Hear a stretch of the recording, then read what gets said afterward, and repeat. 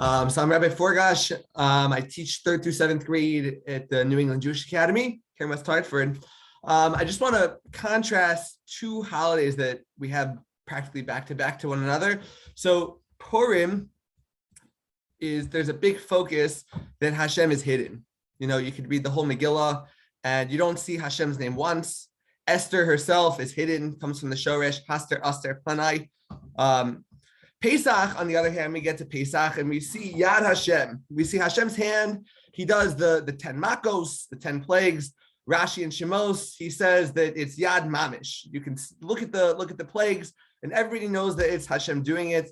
You even get to the 3rd plague and the Khartoumim, the magicians, they say, we can't imitate the lice, the kinim. This is kind of beyond us. We know it's Hashem. So Purim is that Hashem is very, very hidden. We can't really find him.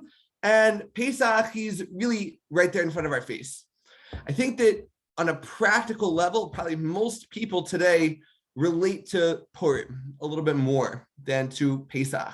A lot of times in our lives, Hashem is a little bit hidden, whether for the better or for the worse. There's a fascinating article in the Washington Post published back in 2007 called Pearls Before Breakfast. And they took violin star Joshua Bell and they took him after a concert.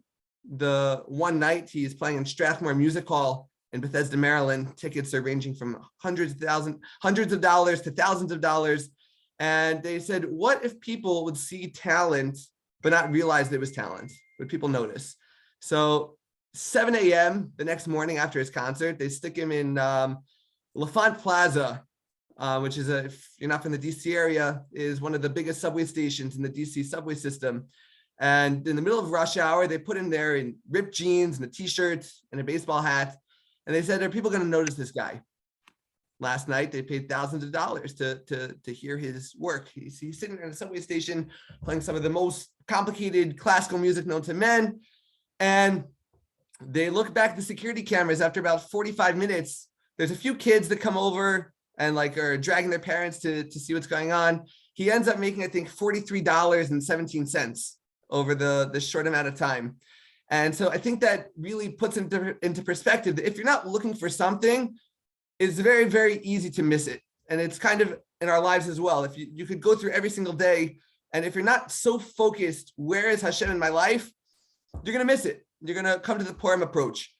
And the idea of the Seder really is to keep talking about Hashem. Where is Hashem in my life? He took us out of Mitzrayim, but he's taking me out of my own Mitzrayim tonight on the Seder night. And even the 5 Chachamim in Bnei Brak. So there were no students with them at the Seder. It was all rabbis. And they spoke all the way until Kriya Shema Shel Shachris, until the Kriya Shema of the morning. And the students come in and say, okay, it's time to say Shema. And you would think, what are these rabbis doing? Of course, they know that Hashem runs the world. No, but you can go through your life, and even the greatest rabbis could miss Hashem.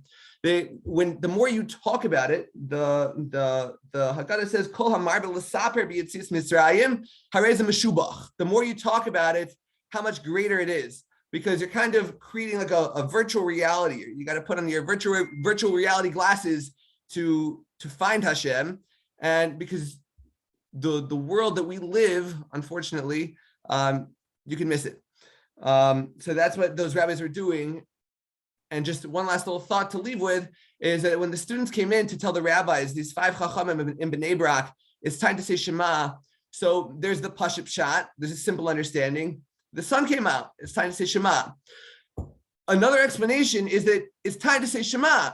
That they were so fired up. They're so connected to Hashem. They said, I want to be connected to you. Now it's time to say Shema. So they were ready to cover their eyes and truly live a world that Hashem runs.